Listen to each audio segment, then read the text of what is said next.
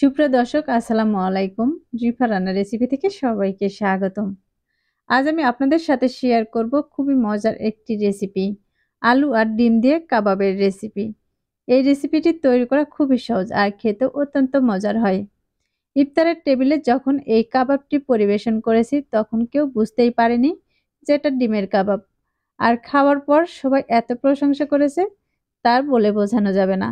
আশা করছি আমার আজকের এই রেসিপিটি আপনাদের কাছে অনেক বেশি ভালো লাগবে। তাহলে আর কথা না বাড়িয়ে চলুন রেসিপিটি একবার দেখে আসি। এই রেসিপিটি বানানোর জন্য প্রথমে আমি এখানে নিয়েছি কয়েকটা আলু। আর এই আলুটাকে সিদ্ধ করে খোসাটাকে ছাড়িয়ে নিয়েছি। এখন এটাকে একটি হাতা দিয়ে আমি ম্যাশ করে নিচ্ছি। আপনারা চাইলে কিন্তু এটাকে হাত দিয়েও খুব সুন্দর করে ম্যাশ করে নিতে পারেন। আমার আলুগুলো ম্যাশ করে নেওয়া হয়ে গেছে। এখন এখানে নিয়েছি আমি একটি ডিম। আর এই ডিমটাকে আমি কাঁটা চামচ দিয়ে একটু ভেঙে নিব। ডিমটা কিন্তু আপনারা চাইলে গ্রেটার দিয়েও গ্রেট করে নিতে পারেন। কিন্তু আমার কাছে এরকম করে একটু ছোট, ছোট টুকরো করে নিলে এগুলো খেতে ভালো লাগে। আমি ডিমটাকে ছোট, ছোট টুকরো করে নিয়েছি।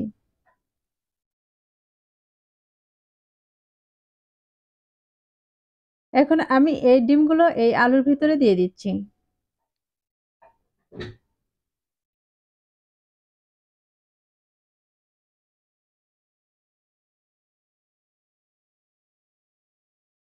দিয়ে দিচ্ছি এখানে হাফ চা চামচ লবণ। আর দিয়ে দিচ্ছি ১ চা চামচ চিলি ফ্লেক্স। দিয়ে দিচ্ছি কিছুটা ভাজা জিরার গুঁড়া। এখানে কিন্তু আমি খুব একটা মসলা ব্যবহার করব না। অল্প কিছু মসলা দিয়ে আমি এগুলোকে মাখিয়ে নিব। আলু আর ডিমটাকে আমি ভালোভাবে মিশিয়ে নিয়েছি।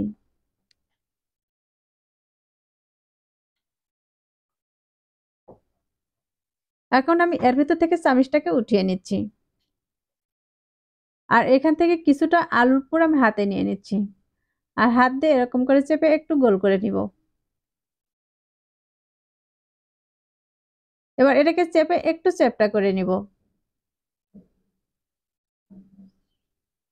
আর এই কাবাবগুলো তৈরি করা কিন্তু খুবই সহজ। দেখতে পাচ্ছেন আমি কিভাবে এই কাবাবের শেপটা দিয়ে নিয়েছি।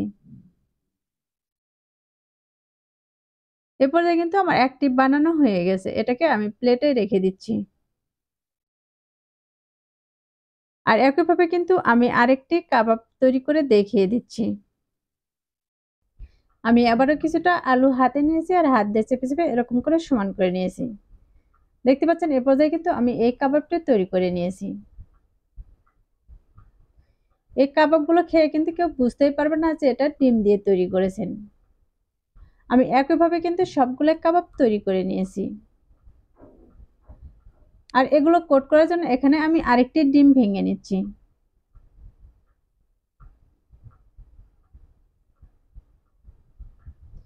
এখন এই ডিমের মাঝে দিয়ে দিচ্ছি কিছুটা লবণ। এবার লবণ দিয়ে আমি এই ডিমটাকে খুব ভালোভাবে ফেটিয়ে নিব। এই ডিমটা খুব ভালোভাবে ফেটিয়ে নিতে হবে যেন ডিমের মাঝে বড়, বড় কোনো লাম্পস না থাকে। দেখতে পাচ্ছেন আমি ডিমটাকে খুব ভালোভাবে ফেটিয়ে নিয়েছি। এখন যে কাবাবটা আমি বানিয়ে রেখেছিলাম সেই কাবাবটা আমি এই ডিমের মিশ্রণে দিয়ে দিচ্ছি। আর দুপাশে খুব সুন্দর করে কোট করে নিব।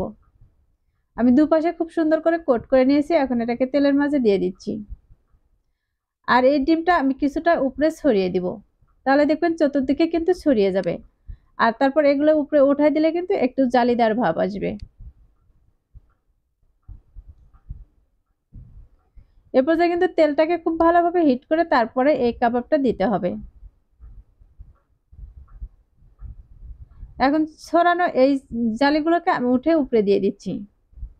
তাহলে কিন্তু এগুলো দেখতে একদম জালি, জালি দেখা যাবে।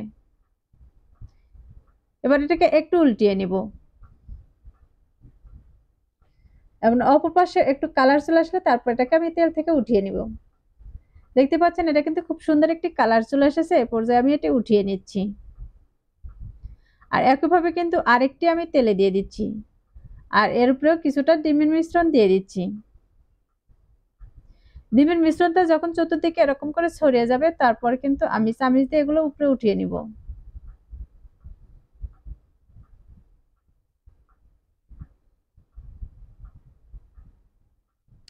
দেখতে পাচ্ছেন আমি সবগুলো কিন্তু উপরে উঠিয়ে দিয়েছি। আর ওঠানোর পর দেখে কিন্তু বুঝতে পারছেন কতটা সুন্দর দেখা যাচ্ছে। একইভাবে কিন্তু এটাকেও আমি উল্টিয়ে নিচ্ছি। উল্টিয়ে দুপাশে খুব সুন্দর কালার করে ভেজে নিচ্ছি। আমার এ পর্যায়ে এটাও ভাজা হয়ে গেছে। এখন এটাকে তেল থেকে উঠিয়ে নিচ্ছি। আর একইভাবে কিন্তু আমি বাকিগুলোকেও ভেজে নেব। আর এটা তোলার পর দেখে কিন্তু বুঝতেই পারতেছেন মাশাআল্লাহ দেখতে কিন্তু অনেক লোভনীয় দেখা যাচ্ছে।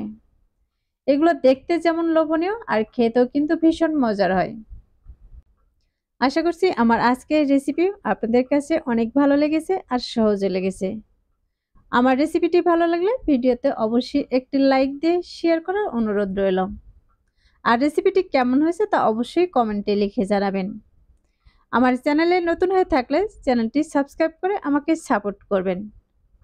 তাহলে আর কথা না বাড়িয়ে আজকের মতো এখানেই বিদায় নিচ্ছি। সবাই ভালো থাকবেন, সুস্থ থাকবেন আর আমার নিয়মিত রেসিপির সাথেই থাকবেন। আল্লাহ হাফেজ।